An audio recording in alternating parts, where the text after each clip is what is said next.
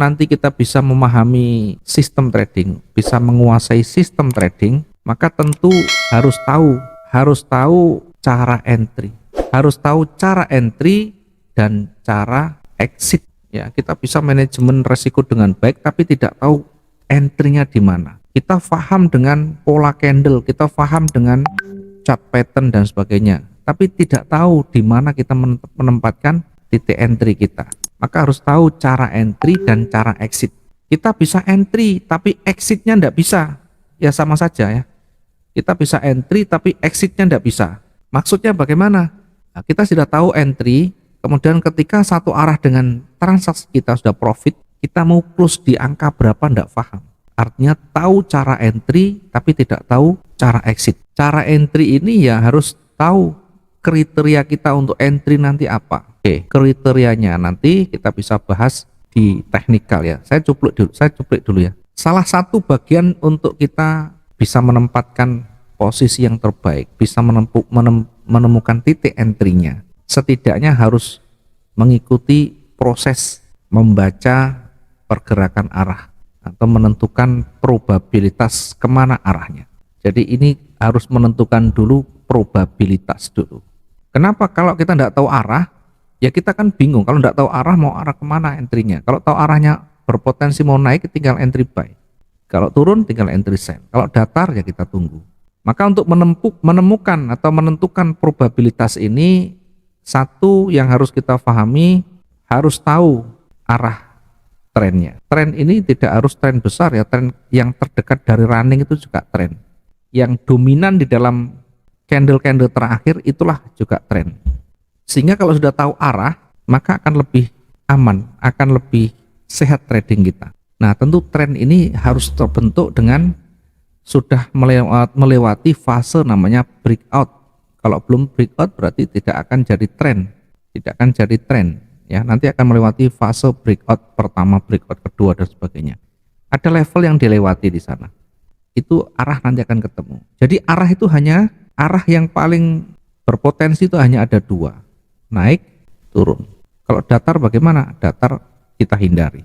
Arah naik ketika buyer lebih dominan daripada seller. Artinya pergerakan tangganya menuju ke atas. Dari mana kita bisa melihat? Dari visual, dari tampilan yang ada di candle itu akan ketemu. Arahnya akan ketemu. Nah, berapa hari kita bisa membaca? Tidak usah nunggu berapa hari ya. Kita tunggu lihat beberapa saja ya. Kita tunggu beberapa saja ya. Contoh begini ya. Saya kasih gambaran. Anggap saja yang depan ini kita belum tahu, ke depan belum tahu. Yang ada seperti ini. Maka arah itu yang paling dekat ke sini. Yang paling dekat dari running itu yang dominan adalah merah, sehingga trennya mengarah ke bawah. Sudah, itu catat dulu. Nah, bagaimana dengan hijau yang terbentuk? Hijau yang terbentuk ini masih belum ada pengaruh yang signifikan namanya. Masih belum ada pengaruh yang signifikan. Oke, catat yang pertama, arah yang terdekat. Artinya tren dulu, yang paling dekat dengan runningnya. Kecuali hijau ini sudah tinggi. Kalau hijaunya sudah tinggi, mungkin melewati dari levelnya, ya berarti dominannya adalah hijau. Nah, sekarang kalau kondisi seperti ini, kondisi yang ada di layar ini yang dominan masih merah. Nah, bagaimana dengan sebelumnya? Tidak usah jauh-jauh, kita lihat yang terdekat, karena ini pengaruhnya belum terlalu banyak. Maka ini dulu harus kita jadikan sebagai area uji ya. Andaikan ini kuat, belum bisa melewati puncaknya pun masih belum terlalu kuat buyer itu. Bahkan di sini ada tengahnya, ada retracement-nya. Ini kalau belum dilewati artinya belum punya dampak signifikan. Nah, yang kedua, setelah kita tahu arah, maka perhatikan wilayah support dan resisten. Perhatikan wilayah support resisten. Nah, support resisten ini yang seperti apa? Kita tidak mengajari dengan menghitung pakai rumus, menghitung pakai indikator, tapi murni memanfaatkan pergerakan dari candle sendiri. Sehingga dasarnya ya candlestick. Kalau bertanya dasarnya apa? Dasarnya candlestick itu sendiri. Jangan berpikir kalau dia pakai indikator, dasarnya indikator. Indikator itu dari mana dasarnya?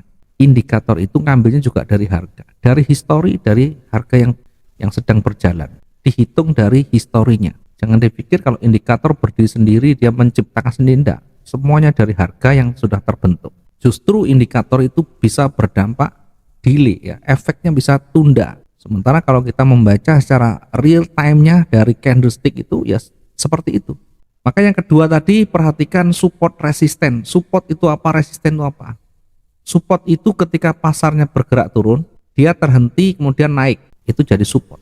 Jadi contoh, ketika dia turun, merahnya selesai di sini, terhenti, kemudian balik jadi warna hijau, maka ini namanya support. Perhatikan ketika merah ini turun, terhenti, kemudian balik naik, maka jadi support. Terhenti, balik naik, maka jadi support. Yang jadi pertanyaan, support itu ngambilnya di body atau di sumbu? Ini yang pertanyaan yang sering berulang-ulang. Maka jawabannya bisa di body dan di sumbu, di mana dia banyak menyentuh dan kembali, di mana dia banyak menyentuh dan berbalik. Maka saya lebih cenderung ke area di mana dia turun balik, turun balik, turun balik, terus begini. Maka ini kita bisa tarik ke kanan. Inilah garis namanya support. Lah itu yang merah kan breakout. Ya, buka pandangan kita lebih luas lagi. Yang namanya support, yang namanya garis level support itu tidak harus kita garis kecil begini. Jadi kalau masih ini kita garis lebih ini breakout, bukan. Perhatikan semuanya. Ini ada body, ada sumbunya bahkan sampai panjang. Maka wilayah ini masih dalam satu jajaran namanya support. Wilayah ini adalah wilayah support, sehingga ini tidak harus di body atas, tapi semuanya menjadi wilayah support.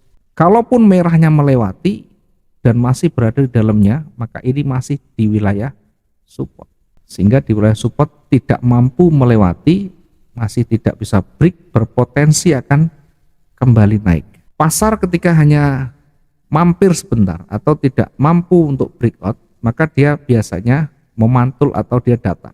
Kalau dia breakout panjang, nah kemungkinan dia akan lanjut lagi atau bahkan juga nanti datar, tergantung breakoutnya panjang atau pendek dan pergerakannya sudah memenuhi syarat range harian atau belum. Oke, kita coba geser. Di atas tadi ada retracement, di bawah ada support. Jadi supportnya antara 17.16 dan 17.19. Kenapa tidak ambil salah satu? Karena semuanya kena. Kalau nanti dia turun melewati yang atas, harus diuji yang bawah. Breakout itu berarti harus lewat, betul-betul lewat di sini. Bahkan sebelah kiri masih menyentuh, kita tunggu breakout lah. Sementara yang di atas ada level resisten di sana. Ketika marketnya hanya bergerak di antara warna kuning ini, maka dia akan selalu naik turun. Kalaupun dia breakout di atas, kalau satu hari kemarin ini sudah terpenuhi, bahkan belum tentu dia juga lanjut, bisa jadi nanti berbalik karena pergerakan harian sudah terpenuhi. Oke, kita geser satu persatu ya. Nah, ini mulai melewati retracement. Artinya kekuatan buyer sudah mulai signifikan karena sudah melewati level retrace atau koreksi. Meskipun kita harus uji lagi dengan Fibonacci seperti ini. Nanti pergerakannya di sini kita uji di 50 sampai 61. Ketika dia lebih tinggi, kemungkinan besar masih akan lanjut naik. Tapi kalau misalkan jaraknya terlalu dekat, ya jangan. Kalau jaraknya untuk kita targetkan masih ada, boleh-boleh saja kita entry buy. Begitu kita entry buy misalnya, maka segera kita batasi resikonya. Bisa kita dengan SL500, bisa kita dengan sell stop 300 di bawahnya, boleh-boleh saja. Itu pilihan yang menjadikan kita nanti bisa lebih nyaman. Kita geser.